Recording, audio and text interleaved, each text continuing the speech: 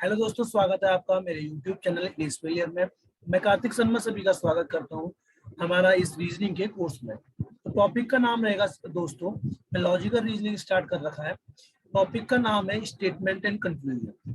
तो चिंता करने की जरूरत नहीं है, बहुत सारे टॉपिक्स जिसमें प्रॉब्लम होती है वही चीज मैं आपके लिए कराऊंगा। ठीक है, तो इसमें क्वेश्चंस किस अकॉर्डिंग आते हैं, सबसे पहले आपको ये पढ़ना पड़ेगा। In each questions below is a given statement. Her question में एक स्टेटमेंट दिया रहेगा जिसके दो कंक्लूजन दिए रहेंगे, नंबर फर्स्ट और नंबर सेकंड। आपको एज्यूम करना है एवरीथिंग जो स्टेटमेंट में ट्रू दिया होगा। आपको फिर कंसीडर करना है टू कंक्लूजन टुगेदर, दोनों को साथ, और डिसाइड करना है कौन सा फॉलो कर रहा है, कौन सा रीजनेबल है, कौन सा रीजनेबल डाउट है, कौन सा इंफॉर्मेशन आपको सही मिली है। फिर आपको आंसर, क्या पहला ही फॉलो कर रहा है, क्या दूसरा, क्या आइदर और फर्स्ट और सेकंड, क्या दोनों में से कोई नहीं फॉलो कर रहा, क्या दोनों फॉलो कर रहे हैं, ये आपको लगाना है। इस तरीके के क्वेश्चन दोस्तों एग्जाम में आते हैं। आइए क्वेश्चन करते हैं और कंसेप्ट को धीरे धीरे सीखते हैं, चीजों को धीरे धीरे सीखते हैं। पहला दे रखा है, आपको ध्यान से देखिएगा। पहला दे रखा है दोस्तों, in a one day cricket match. One day cricket match में जो स्टेटमेंट है वो पढ़िएगा। Total runs made by a team. Total run जो टीम बनाती है वो 200 है, जिसमें से 160 run were made by spinners. 160 run spinners ने बनाए, बताओ।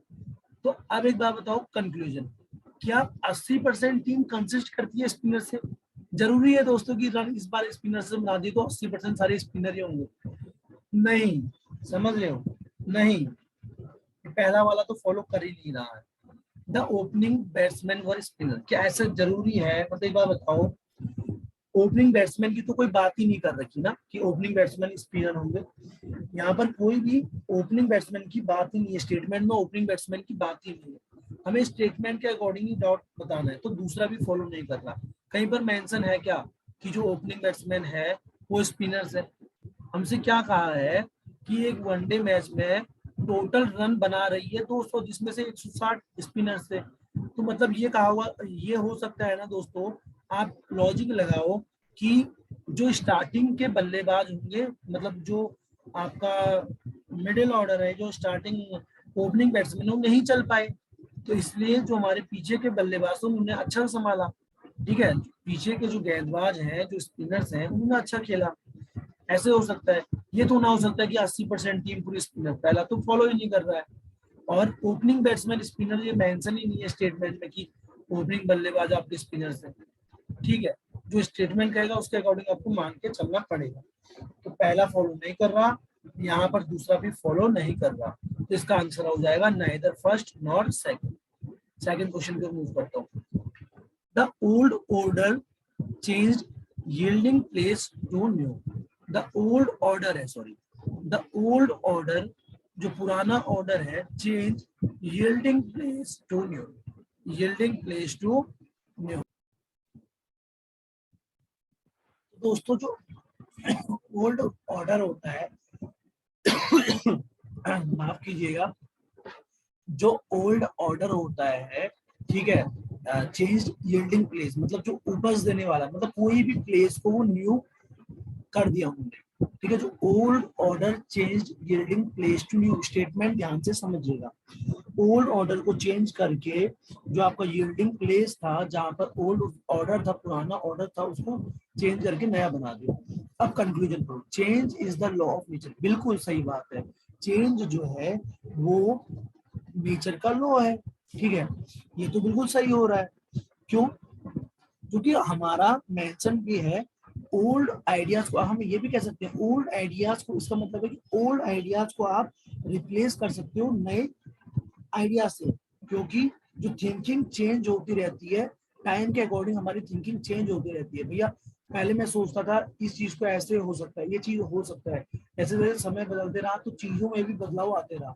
तो मतलब जो आपका ऑर्डर चेंज करना है वो क्या होता है, मतलब जो आपका चेंज होता है वो लॉ है नेचर का।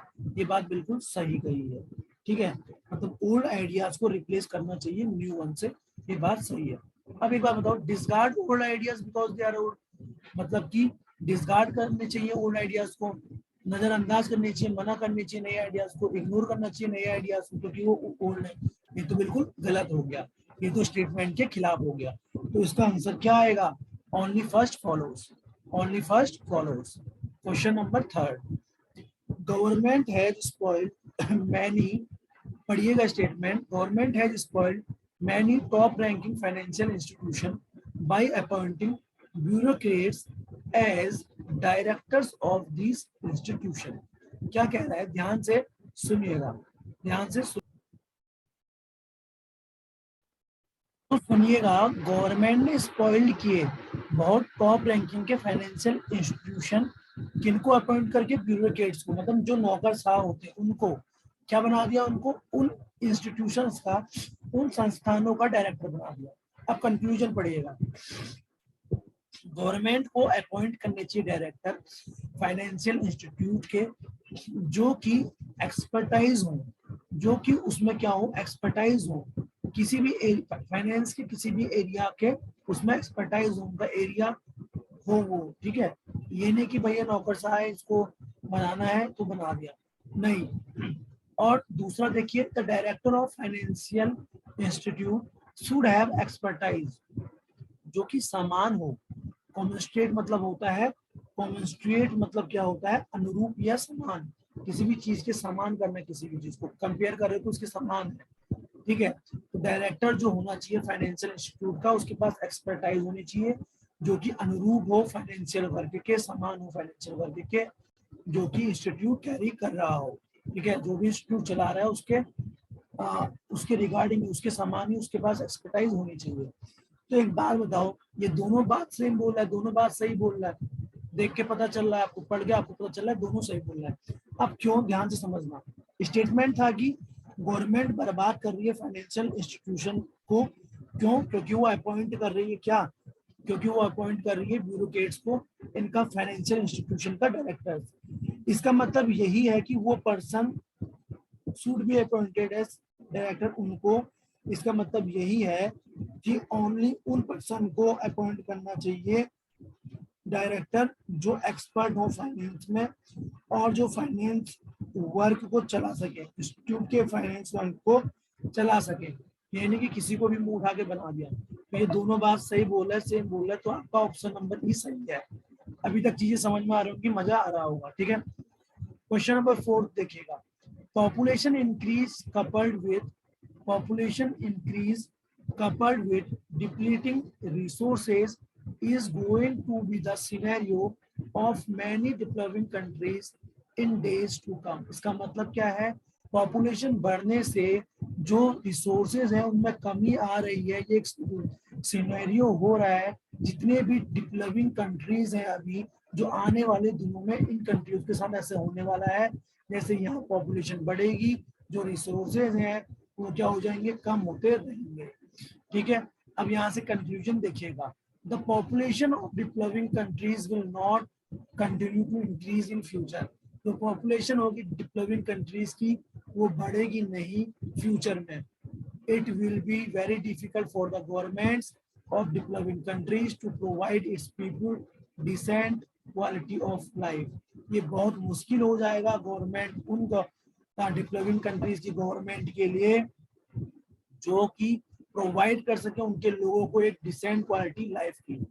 अब एक बात बताओ, क्या सही है? इन दोनों में से कौन सा स्टेटमेंट पढ़ के आपको सही लग रहा है? जी बिल्कुल। अब जब पॉपुलेशन बढ़ रही है, रिसोर्सेज कम हो रहे हैं, तो गवर्नमेंट तो डेवलपिंग कंट्रीज की प्रोवाइड ही नहीं कर पाएगी लोगों को एक अच्छी क्वालिटी। ये बात तो बिल्कुल सही कह रहे हैं, ठीक है। अब इसकी क्या गारंटी है कि पॉपुलेशन जो है कंट्री की, इससे स्टेटमेंट से क्या मतलब जोड़, इस स्टेटमेंट से क्या इसका ताल्लुकात है कि पॉपुलेशन जो डेवलपिंग कंट्री की है वो नहीं बढ़ेगी? ये बेतुकी की बात इसने कही है यहाँ पर, पहला वाला बिल्कुल गलत होगा। ध्यान से समझो, जो फैक्ट दे रखा है फर्स्ट, ये स्टेटमेंट के उल्टा दे रखा है, ठीक है। स्टेटमेंट के उल्टा है, बात हो रही है कि भाई कमी बढ़ रही है, कमी हो रही है, अभी कह रहा है कि फ्यूचर में बढ़ेगी नहीं, इससे कोई मतलब नहीं है। सेकंड वाला बिल्कुल सही बात कह रहा है, ठीक है, कि बहुत डिफिकल्ट हो जाएगा गवर्नमेंट के लिए जब ये बढ़ रही है तो वो प्रोवाइड नहीं कर पाएगी। ओनली सेकंड फॉलोज होगा। नेक्स्ट क्वेश्चन की ओर मूव करेंगे, ठीक है। ध्यान से देखो, अच्छे क्वेश्चन है सारे, ये फिफ्थ वाला क्वेश्चन देखो, स्टेटमेंट दे रखा है prime age school going children. तो प्राइम एज के स्कूल गोइंग चिल्ड्रन होते हैं अर्बन एरियाज में, शहर में, हैव इंडिया में, have now become aware as well as more regular, मतलब बहुत रेगुलर व्यूअर्स हो चुके हैं और क्या हो चुके हैं, और दोस्तों वो एविड हो जाते हैं। रेगुलर मतलब कि avid as well more regular, avid मतलब कि होता है उत्सुक हो जाते हैं, ठीक है, और मोर रेगुलर व्यूअर्स हैं वो टेलीविजन के। Even in house hold without a TV, और घर में बिना टीवी के, ठीक है, वो बहुत ज्यादा रेगुलर, अगर उनके घर में टीवी भी नहीं है फिर भी वो रेगुलर व्यूअर्स है। As a result there has been alarming decline in the extent of readership of newspaper. इस कारण से बहुत ज्यादा क्या हुई है, चेतावनी बड़ी डिक्लाइन, कमी आई है इसमें, न्यूज़पेपर के रीडरशिप में, न्यूज़पेपर पढ़ने वालों की है बहुत ज्यादा क्या आई है, कमी आई है। मेरी बात समझो, प्राइम एज के स्कूल जाने वाले बच्चे कहाँ, अर्बन में, शहर में, अर्बन इंडिया में अब बहुत उत्सुक हो चुके हैं और एक रेगुलर व्यूअर्स बन चुके हैं टेलीविजन के, विदाउट टीवी के बावजूद, अगर उनके घर में टीवी नहीं है फिर भी। एज अ रिजल्ट एक डिक्लाइन, बहुत चेतावनी भरा एक कमी आ रही है किसमें, न्यूज़पेपर रीडर्स, जो भी न्यूज़पेपर पढ़ने वाले लोग हैं उनमें। कंक्लूजन देखिएगा, method of increasing the readership, जो मेथड है रीडरशिप का, increasing the readership of newspaper should be devised. इसको क्या करना चाहिए, डिवाइज्ड करना चाहिए।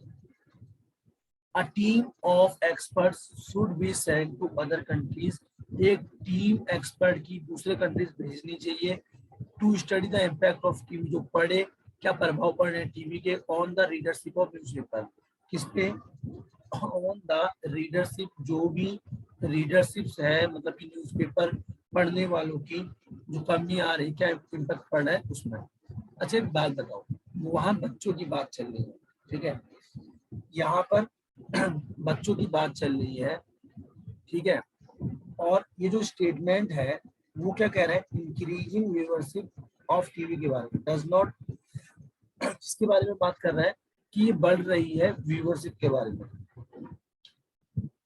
ठीक है। अब एक बात समझना, ध्यान से मेरी बात समझना, दूसरा स्टेटमेंट देखना जरा, ठीक है, दूसरा स्टेटमेंट देखिए, दूसरे में कहा है कि एक टीम का एक्सपर्ट भेजना चाहिए दूसरे कंट्री कि वो जो पढ़े टीवी के उसमें, ठीक है, तो दूसरा तो फॉलो कर ही नहीं रहा है। पहला देखो, method of increasing the readership of newspaper should be divide, should be divide मतलब ये तैयार है, डिवाइड मतलब होता है तैयार, जो मेथड है न्यूज़पेपर पढ़ने की ये तैयार है, इससे कोई सेंस बन रहा है क्या, नहीं बन रहा।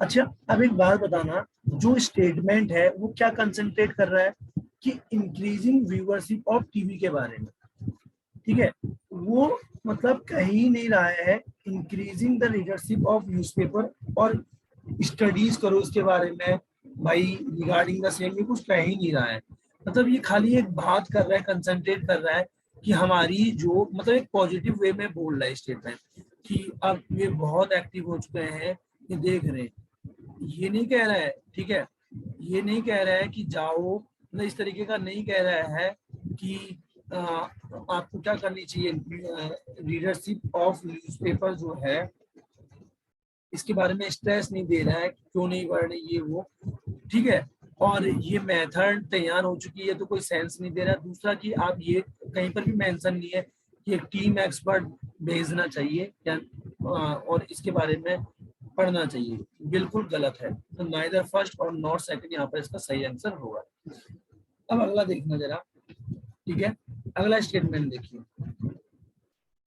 अगला स्टेटमेंट आपका क्या कह रहा है, the government run company, the government run company has asked its employees to declare their income and assets, but it has been strongly resisted by employees union, and no employee is going to declare his income। चलो इस question को सभी लोग करिएगा, इस question को सभी लोग करिएगा, अनिल जी, अमन जी और अपने सुप्रभा मैम, जितने भी हैं, किसी मैम, ठीक है, ज्योति मैम, सभी लोग इस क्वेश्चन को करने की कोशिश करो। आपके अकॉर्डिंग क्या होगा, कंफ्यूजन पढ़ो, ठीक है, जितने भी जने, प्रिया मैम, प्रीति मैम, पढ़ो इस क्वेश्चन को जल्दी से, ठीक है, और इसका आंसर बताओ क्या होगा आपके अकॉर्डिंग, इसके अकॉर्डिंग आपका आंसर क्या होगा। तो स्टेटमेंट समझने की बात क्या है आपकी, कि आप ये देखो, जो गवर्नमेंट रन करती है कंपनी, वो अपने एम्प्लॉयज से पूछना चाहिए कि डिक्लेयर करो अपनी इनकम को और जितना भी तुम्हारे पास एसेट्स है, संपत्ति है, उसको। But it has been strongly registered by employees, ये स्ट्रांगली एम्प्लॉयज ने मना किया इनको, ठीक है, एम्प्लॉयज यूनियन ने। और कोई भी एम्प्लॉय डिक्लेयर नहीं कर रहा है अपनी इनकम को। ये स्टेटमेंट आप लोग समझ गए। कंक्लूजन देखो, the employees of this company do not seem to have any additional undisclosed income besides their salary, ठीक है। एम्प्लॉय है इस कंपनी के, वो सी मतलब वो ऐसा लग ही नहीं रहा है, लग रहा है, ऐसा प्रतीत नहीं हो रहा है कि वो कोई एडिशनल अनडिस्क्लोज इनकम करेंगे, मतलब इनकम को अनडिस्क्लोज करेंगे अपनी सैलरी के अलावा। The employees union want all senior officers to declare their income first. क्या ये कहीं बात लिखी थी क्या ये वाली बात कहीं नहीं की थी? ये तो बिल्कुल देख के आपको गलत लग गया। एम्प्लॉयज यूनियन, एम्प्लॉय के यूनियन चाह रहे हैं कि भैया सीनियर ऑफिसर से तुम करो, नहीं। और एम्प्लॉय इस कंपनी के ऐसे प्रतीत नहीं हो रहा कि कोई एडिशनल अनडिस्क्लोज इनकम वो करे अपनी सैलरी के अलावा। एक बात बताओ न, यहाँ पे कोई भी चीज एम्प्लॉयज की डिटेल के बारे में है ही नहीं, ठीक है। ये मतलब डायरेक्ट क्या कर रहे हैं एम्प्लॉयज जो है, रिफ्यूज कर रहे हैं कि वो अपनी ना तो डिक्लेयर करेंगे इनकम, ना तो एक्स है, ठीक है। स्टेटमेंट से यही पता चल रहा है। तो स्टेटमेंट से यही पता चल रहा है कि एम्प्लॉयज से कहा जा रहा है, गवर्नमेंट जो कंपनी चला रही है, कि भाई अपनी इनकम को डिक्लेयर करो, अपनी संपत्ति डिक्लेयर करो। और लेकिन इस बात का आपका एम्प्लॉय यूनियन रेजिस्ट कर रहा है, विरोध कर रहा है। तो एम्प्लॉय इस कंपनी के नहीं लग रहे हैं कि वो डिस्क्लोज करें, मतलब डिस्क्लोज तो नहीं लिखा है, अनडिस्क्लोज करें, वो बंद करें, ऐसा नहीं लग रहा, मतलब ये पॉजिटिव सेंस कह रहा है कि नहीं लग रहा वो अनडिस्क्लोज करें। समझ रहे हो, मतलब कि वो डिस्क्लोज करें, ये पॉजिटिव। यहाँ पर डू नॉट लिख दिया ना और फिर अनडिस्क्लोज लगा दिया, तो ये पॉजिटिव बन रहा है, लेकिन ये भी गलत हो जाएगा, क्योंकि इससे सेंस क्या आएगा कि ऐसा लग रहा है कि वो करे अपनी सैलरी के अलावा, अपनी सैलरी के अलावा वो कर रहे हैं अपनी एडिशनल जो भी इनकी इनकम बन रही है। लेकिन ये गलत है, क्योंकि एम्प्लॉयज जो है कुछ भी, चाहे उनकी एसेट है चाहे उसकी इनकम है, कुछ भी डिक्लेयर नहीं करेंगे। तो दोनों स्टेटमेंट यहाँ पर गलत है। तो नाइदर फर्स्ट नॉर सेकंड आपका सही आंसर होगा। समझ में आ रहा है कि नहीं? चलो नेक्स्ट क्वेश्चन की ओर मूव करेंगे। अब ये देखिएगा, the TV programs telecast specially for women are packed with a variety of recipes and household hints. A major portion of magazine for women also contains the items mentioned above। ठीक है, जो TV programs telecast होते हैं women's के लिए, वो किससे packed भरे हुए हैं, किससे पैक्ड हैं? वैरायटी ऑफ रेसिपीज के साथ और हाउस होल्ड से जुड़ी हेल्थ के साथ। और जो मेजर पोर्शन है मैगजीन्स का वुमेन्स के लिए, वो भी कंटेन करता है जो आइटम्स मेंशन ऊपर कर रखे हैं, मतलब जो रेसिपीज हैं या हाउस होल्ड चीजें हैं, वो मैगजीन भी कवर करता है। अब इससे कंक्लूजन देखेंगे, women are not interested in the other things. Women जो है वो इंटरेस्टेड नहीं है अदर थिंग्स पे। ये कोई बात कही है कि इस पे इंटरेस्ट नहीं है, उस पे इंटरेस्ट नहीं, कोई बात नहीं कही। बात ये कि टीवी प्रोग्राम में सारी चीजें दिख जाती हैं, तो वुमेन्स की तो कोई बात ही नहीं कह रहा है ना, तो ये तो चीजा सीधा गलत हो जाएगा। अरे समझ में आया कि नहीं? अब देखो, एक एवरेज वुमेन का प्राइमरी जो इंटरेस्ट है वो कहाँ लाई करता है? होम और स्पेशली किचन में। यहाँ किचन और मैगजीन से जो घर से जुड़ी हुई बातें हो रही थी, और ये वही कहा है कि वुमेन का इंटरेस्ट लाई करता है घर से जुड़ी बातें में, मतलब होम और स्पेशली किचन में लाई करता है। तो ऑप्शन नंबर सेकंड यहाँ पर बिल्कुल सही होगा, ना कि पहला। देखो, कोई भी चीज नहीं है अदर थिंग्स के बारे में, तो कोई भी चीज मेंशन थी नहीं, तो पहला फॉलो नहीं करेगा। और मेंशन किया गया था कि जो प्रोग्राम और मैगजीन है वुमेन के लिए वो किससे स्टफ्ड है, किससे भरे हुए हैं, किचन की रेसिपी से और हाउस होल्ड थिंग से। तो इसका मतलब है कि वुमेन्स को स्पेशल इंटरेस्ट है। अरे भैया, स्पेशल इंटरेस्ट है इन एरियाज में। किन एरियाज में? ये जो हाउस होल्ड से चीजें रिलेटेड हैं और जो रेसिपीज है उसमें वुमेन्स को इंटरेस्ट है। तो आपका क्या सही हो जाएगा? आपका ऑप्शन नंबर सेकंड सही होगा। नेक्स्ट क्वेश्चन की ओर मूव करूंगा। देखो दोस्तों, मजा आ रहा होगा, ढंग से मजा आ रहा होगा, इंटरेस्ट आएगा, दिमाग बिल्कुल इस चीज के ऊपर हो जाएगा, तैयार हो जाएगा कि हमें ये चीज करनी है। The distance of 900 km by road between Bombay and Jafra will be reduced to 280 km by sea. This will lead to a saving of rupees 7.92 crore per annum or fuel. समझ में आया कि नहीं? जो डिस्टेंस है बॉम्बे और Jofra के बीच 900 kilometre है, वो कम हो जा रहा है 280 किलोमीटर सी से, और जिससे 7.92 करोड़ बच रहा है फ्यूल पे। ठीक है, कंक्लूजन पढ़ेंगे। ट्रांसपोर्टेशन जो है सी से वो सस्ता है रोड के मुकाबले। ठीक हो गया। दूसरा, fuel must be save to the greatest extent. एक ग्रेटेस्ट हद तक फ्यूल क्या हो रहा है? सेव हो रहा है। तो अब आप बात बताओ क्या सही होगा? यहाँ पर ध्यान से समझना, सी जो ट्रांसपोर्ट है वो चीपर है रोड ट्रांसपोर्ट से। ठीक हो गया। लेकिन बात करेंगे हम जो रूट है बॉम्बे टू जाफरा का। ठीक है, नॉट, यहाँ बॉम्बे टू जाफरा की बात चल रही है, तो यहाँ पर ऐसा कुछ मेंशन नहीं है। बॉम्बे टू जाफरा में तो ठीक है, लेकिन हर केस के लिए वो नहीं होगा ना। हर केस के लिए ट्रू नहीं होगा कि जो सी ट्रांसपोर्ट होगा वो सस्ता होगा रोड ट्रांसपोर्ट से। ये बॉम्बे टू जाफरा के लिए है, लेकिन हर और केस अगर हम किसी और चीज की जगह की बात बोले तो वहां के लिए ये ट्रू नहीं होगा, यूनिवर्सल ट्रू नहीं होगा।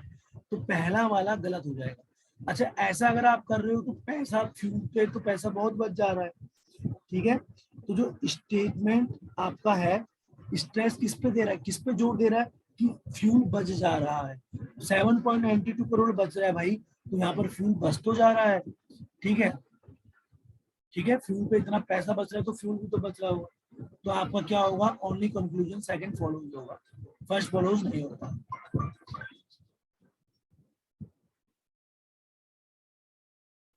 समझ में आया कि नहीं? जो सी ट्रांसपोर्ट है वो सस्ता है रोड ट्रांसपोर्ट से। किस केस के लिए?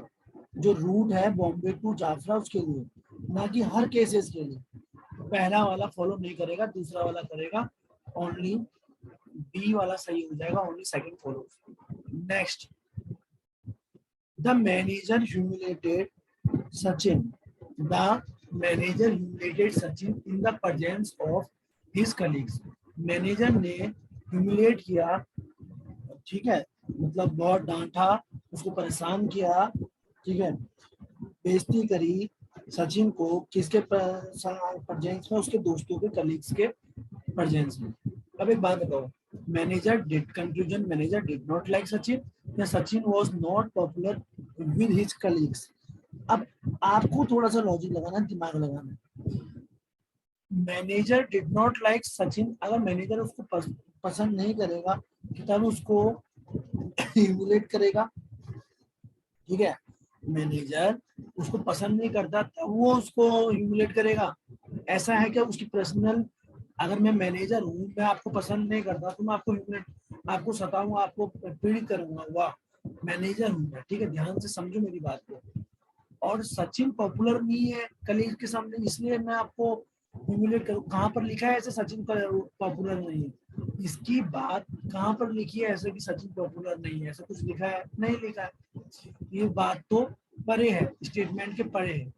अब एक बात बताओ, मैनेजर ह्यूमिलेट कर रहा है सचिन को, इसलिए नहीं कर रहा है क्योंकि वो उसको डिसलाइक करता है। क्या पता ऐसा भी हो सकता है कि उसने कुछ नेग्लिजेंस या कोई मिस्टेक करी हो, ऐसा भी तो हो सकता है। अरे भाई, मैं मैनेजर हूँ, मैं मेरी किसी से मैं मैनेज कर रहा हूँ, मैं रनिंग कर रहा, इंस्टीट्यूट दौड़ा रहा हूँ, मैं वहाँ का मैनेजर हूँ, तो मेरी किसी से पर्सनल दुश्मनी नहीं है। अगर आप कुछ गलत करोगे तभी तो मैं आपको डांटूंगा सबके सामने, है ना? समझ रहे हो? अभी मैं आपको बोलूंगा भाई ऐसा नहीं कर रहा, वैसा नहीं कर रहा, ठीक है, पढ़ाई नहीं कर रहा, ये वो, मेरी पर्सनल दुश्मनी तो है नहीं। तो मैं आपको पसंद कहाँ से करूंगा या नहीं करूंगा, ऐसा कुछ नहीं है, ये भी गलत है।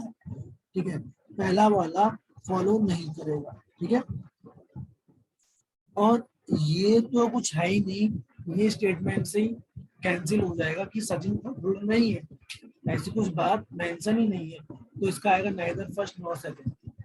नेक्स्ट देखो, ये वाला स्टेटमेंट देखो और इसको समझने की कोशिश करो।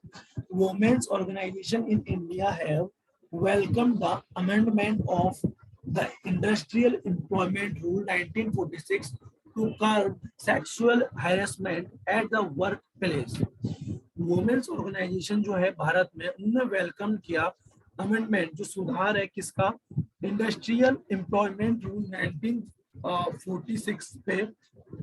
ठीक है, इस पे सुधार किया जो कि अंकुश लगा सके, बंद कर सके, कर्ब कर सके सेक्सुअल हैरेसमेंट को वर्क प्लेस पे। ठीक है, अब इसके कंक्लूजन पढ़ोगे।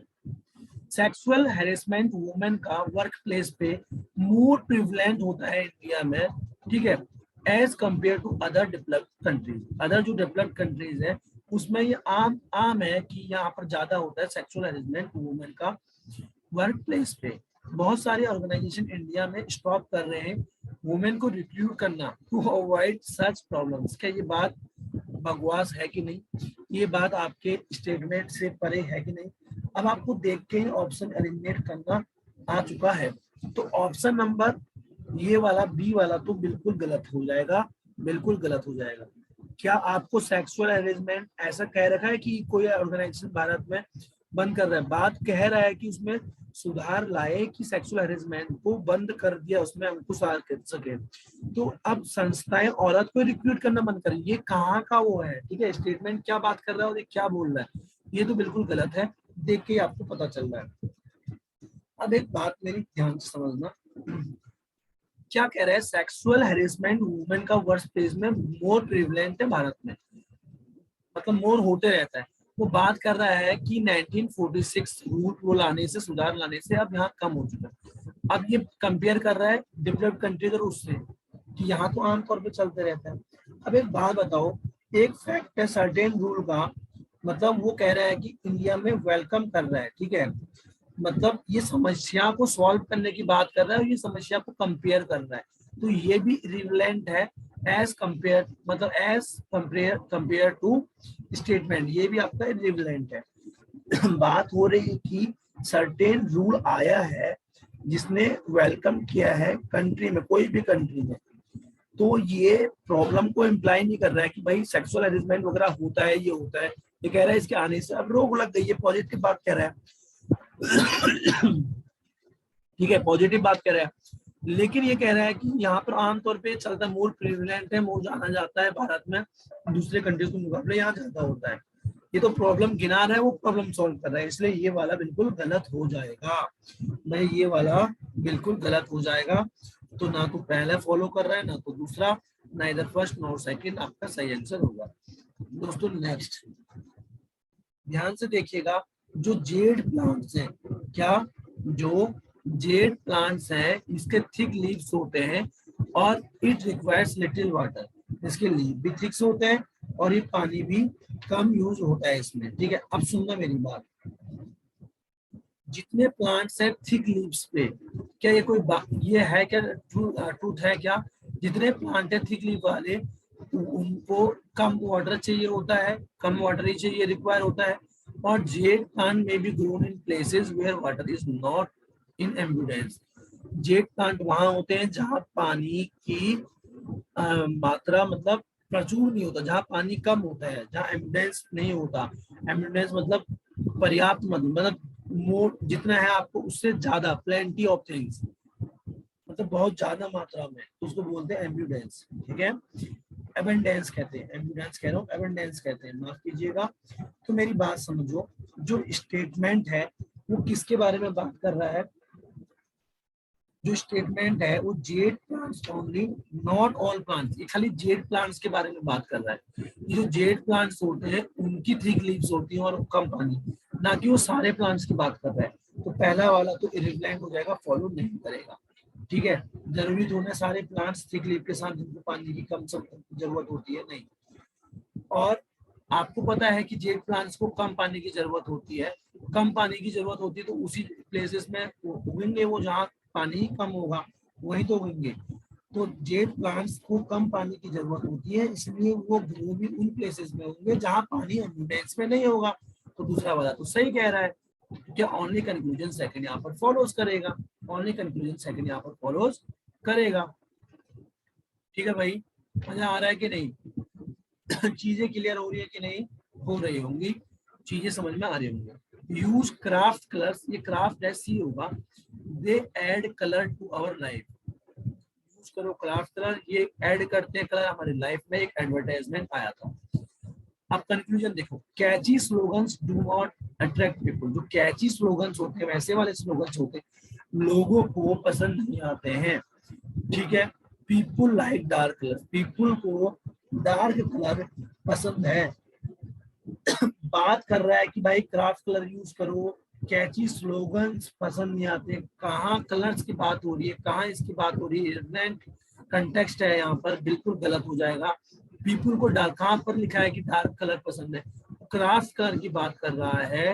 ठीक है, तो भैया ये भी चीज गलत है। अब एक बात बताओ, जो स्लोगन स्टेटमेंट में है वो एक कैची वन है, जो इंडिकेट कर रहा है कैची स्लोगन पसंद नहीं है। ठीक है, कैची स्लोगन पसंद नहीं है। ठीक है, अब ये वाला तो गलत होगा ही, कोई मतलब कोई भी इररिलेवेंट कंटेस्ट है। दूसरा देखो, पीपुल प्रेफरेंस की बात ही नहीं हुई कि भाई स्टेटमेंट से ऐसे कहीं पर लग रहा है कि पीपुल की प्रेफरेंस की बात हो रही है। पीपुल से कहा जा रहा है कि भैया तुम्हें ये वाला कलर पसंद है कि ये वाला कलर पसंद, नहीं। पीपुल लाइक डार्क कलर्स, लेकिन स्टेटमेंट में ऐसा कुछ कहा ही नहीं भैया किसको कौन सा कलर पसंद है। ठीक है, तो दोनों यहाँ पर गलत हो जाएंगे, नाइदर नॉर यहाँ पर सही होगा। नेक्स्ट क्वेश्चन की ओर मूव करेंगे दोस्तों। क्या कह रहा है?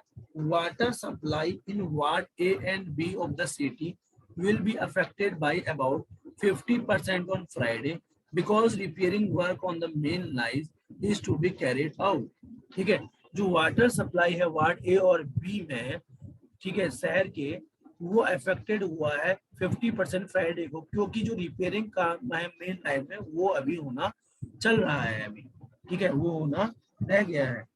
तो एक बात बताओ, residents in this ward should economise and water on Friday. इनको पानी को इकोनॉमाइज कर देना चाहिए था फ्राइडे को। और जो रेजिडेंट्स है इन वार्ड में should store some water on the previous day, इनको पहले से पानी रखना चाहिए था। अब भाई एक बात बताओ, यहाँ पर इंफॉर्मेशन जो दे रखी है बिफोर हैंड, मतलब पहले की बात कह रहा है कि जो रेजिडेंट्स है उनको कलेक्ट करना चाहिए पानी प्रीवियस डे और कम पानी यूज करना चाहिए फ्राइडे को। ठीक है, आपको पता है कि ये काम होना चाहिए था, आपको पता है कि अभी is to be carried out, मतलब होना बाकी है। आपको जो पता है रिपेयरिंग का काम हो रहा है, मेन लाइन खराब है। ठीक है, और जिससे जिससे मेरी बात ध्यान से समझना। देखो मैं हूं अभी, मेरे वहां मेरे को पता है मेरा पानी की लाइन ही खराब है, मेन लाइन में दिक्कत हो रही है, काम होना बाकी है। तो मैं खुद उससे पहले दिन फ्राइडे को एक काम हो रहा है, तो क्या फ्राइडे को काम होना बाकी है, तो क्या मैं उस दिन से पहले पानी स्टोर करके रखूंगा कि नहीं करूंगा? ठीक है, कहीं से भी स्टोर करके रखूंगा और पानी उस दिन में बहुत खर्च करूंगा, कम मतलब बहुत कम खर्च करूंगा। समझ रहे हो कि नहीं समझ रहे हो? ये पहले की बात है, काम होना। जब आपको इन्फॉर्मेशन पता हो जाती है कि ये काम होना अभी बाकी है, तो आप पहले से स्टेप्स लोगे कि नहीं लोगे? तो जो ये इन्फॉर्मेशन है, रेजिडेंट्स को कलेक्ट कर देना चाहिए वाटर पहले ही दिन और कम पानी यूज करना चाहिए था फ्राइडे को। इकोनॉमाइज ऑन वाटर मतलब कम पानी खर्च करना चाहिए था। तो यहाँ पर दोनों स्टेटमेंट सही है, बोथ फर्स्ट एंड सेकंड यहाँ पर सही रहेगा, बोथ फर्स्ट एंड सेकंड यहाँ पर सही रहेगा। समझ आया कि नहीं? कोई भी अगर डाउट हो तो आप, मैं बता रहा हूँ, तुरंत पूछ लिया करो क्लास के बाद, भैया पूछ लिया करो। People who speak too much against dowry are those who had taken it themselves. वो लोग जो अगेंस्ट हैं डाउरी के, ठीक है, who had taken it them, वो वही हैं जिन्होंने खुद डाउरी सिस्टम के दहेज के खिलाफ है, ये अगेंस्ट है। तो ये वही लोग हैं जिन्होंने लिया होगा, ये वही लोग हैं जिन्होंने लिया होगा। अब इसके कंक्लूजन करो। It is easier said than done, ये बहुत इजी हो जाता है कहना। It is easier said than, करने से इजी कहना है। पीपुल हैव डबल स्टैंडर्ड, मतलब अच्छा, अब मेरी बात सुनिए, किस वे में कह रहा था, ध्यान से समझना। अब लोग क्या कह रहे हैं, वो लोग जो कह रहे हैं डाउरी के खिलाफ, मतलब कि डाउरी नहीं लेना चाहिए, इसके अगेंस्ट है, दहेज के अगेंस्ट है, नहीं लेना चाहिए, वो वही लोग हैं जिन्होंने लिया होगा। सही बात कह रहा है। अब ये इसने इतनी अच्छी लाइन कही है, इट इज इजियर, कहना तो अब आसान है, नहीं लेना चाहिए, अपना तो ले लिया बंदे ने, है ना। कहना करने से ज्यादा आसान है, ये बात बिल्कुल सही कह रहा है, कंक्लूजन पहला राइट है। पीपुल हैव डबल, पीपुल के, लोगों के डबल स्टैंडर्ड, दो चेहरे होते हैं। भैया अपना तो लिया है इसने खुद, और दूसरों से कह रहा है अब मैं इसके खिलाफ हूँ, तो दो स्टैंडर्ड्स है कि नहीं। अब अपना ज्ञान बांटने आ गई कि दहेज नहीं लेना चाहिए, जब मिल रहा था तो दबा के ले लिया इन्होंने दहेज। तो दूसरा भी सही है, तो आपका ऑप्शन नंबर ई सही है। सोचने समझने की शक्ति बनाओ अपनी। इतने क्वेश्चंस कराए अभी तो चीजें दिमाग में बैठ रही होंगी दोस्तों, स्टेटमेंट एंड कंक्लूजन वाला चीज दिमाग में अच्छे से बैठ रही होगी। जो नेशनल नॉर्म्स है, अगला स्टेटमेंट, इज 100 बेड्स पर 1000 पॉपुलेशन। जो नेशनल नॉर्म्स हैं वो कहते हैं 100 बेड होनी चाहिए पर 1000 पॉपुलेशन के हिसाब से, बट इन दिस स्टेट, इस स्टेट में 150 बेड है पर 1000 पॉपुलेशन के हिसाब से, ठीक है, इस हॉस्पिटल में। अब एक देखो, our national norm is appropriate, हमारा नेशनल जो नॉर्म है वो सही है। दूसरा देखो यहाँ पर दूसरी बात क्या कह रहा है कि जो स्टेट का हेल्थ सिस्टम है is taking advocate care in this regard. State का हेल्थ सिस्टम बिल्कुल क्या कर रहा है, पर्याप्त मात्रा में इस चीज में काम कर रहा है, केयर देखभाल कर रहा है इस रिगार्ड में कि भैया हमारे पास इतने बेड्स होने चाहिए। अब एक बात बताओ, क्या ये हमारा जो नेशनल नॉर्म सही है नहीं है, कहीं पर बात कही है। नेशनल नॉर्म जो है कि इतना बेड होना चाहिए या इतना बेड होना चाहिए, 150 ही होना चाहिए, 100 ही होना चाहिए, कहीं सही है, कहीं नॉर्म्स में लिखा है कि सही है गलत है, कहाँ पर लिखा है कि 100 ही बेड होना चाहिए। लिखा है कि नेशनल नॉर्म इतना है, लेकिन स्टेट में इतना अवेलेबल है, इतना है, उससे ज्यादा भी होगा तो कोई दिक्कत नहीं। तो ये कंटेक्स्ट से थोड़ा सा बाहर बात कर रहे हैं तो ये वाला कंक्लूजन गलत हो जाएगा। दूसरा देखो, state health system is taking advocate care in this regard. State का हेल्थ सिस्टम जो है वो बहुत केयर कर रहा है इस रिगार्ड में। अब एक बात बताओ, मोर नंबर थे तो नॉर्म्स में इतने, लेकिन नॉर्म से भी ज्यादा बेड है अवेलेबल, तो भैया स्टेट का हेल्थ सिस्टम तो अवेयर है ही ना। स्टेट का हेल्थ सिस्टम यहाँ पर, स्टेट में यहाँ पर होने चाहिए 100 बेड, लेकिन वहां 150 बेड है हॉस्पिटल में उस स्टेट के।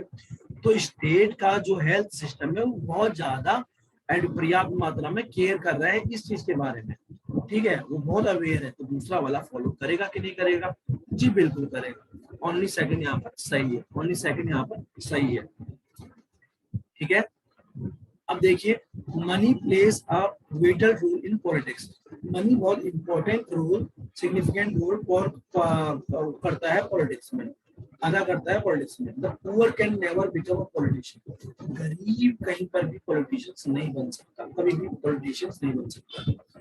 All the rich man take part in politics. सारे रिच आदमी क्या पॉलिटिक्स में पार्ट लेते हैं? अब आप दिमाग खुद लगाओ भाई, ठीक है, दिमाग खुद लगाओ कौन सा सही रहेगा। अच्छा एक बात बताओ, मनी ये कहा है इसने बहुत इंपॉर्टेंट रोल वो करता है, कहीं पर ये बात तो नहीं कही कि गरीब नहीं लड़ सकता। अरे इंपॉर्टेंट रोल अदा करता है, लेकिन पुअर लड़ तो सकता है, पॉलिटिशियन बन तो सकता है, ठीक है, ना तो पुअर ना तो रिच की बात कहीं नहीं है। बात कही है जो मनी का रोल है पॉलिटिक्स में, वो बात कही है स्टेट के उसमें, तो ये वाला तो गलत हो गया। और रिच की भी बात नहीं कही है कि सारे रिच आदमी भाग लेते हैं, कोई बात ही नहीं कही है। रिच भी लड़ सकते हैं, वो भी लड़ सकते हैं, लेकिन मनी एक इम्पोर्टेंट पार्ट प्ले करता है। तो इसमें नाइदर नॉर होगा, ठीक है, नाइदर नॉर होगा। क्लियर है दोस्तों? ये इतना हो गया। अब आपके पास 4 क्वेश्चंस मैं आपको होमवर्क के लिए दे रहा हूँ। 4 क्वेश्चंस आपको होमवर्क में करना है, तो आपको समझ में आएगा, कुछ समझ में आया, आज नहीं आया। आपको डिस्कस करना है अभी क्लास के बाद तुरंत 4 क्वेश्चन कि आपके आंसर्स क्या हैं, फिर मैं आपको इसको समझाऊंगा। ये होमवर्क में रहेंगे 1 2 3 4, ठीक है। आज का सेशन समाप्त हुआ। 4 क्वेश्चंस करिएगा आप लोग, आपको तभी पता चलेगा कि कुछ सीख पा रहे हो कि नहीं, ठीक है। मैं क्लास एंड करता हूँ। आशा यही है कि आपने बहुत चीजें सीखे होंगी। धन्यवाद। तो आप पीडीएफ अभी मिल जाएगी तुरंत, ठीक है।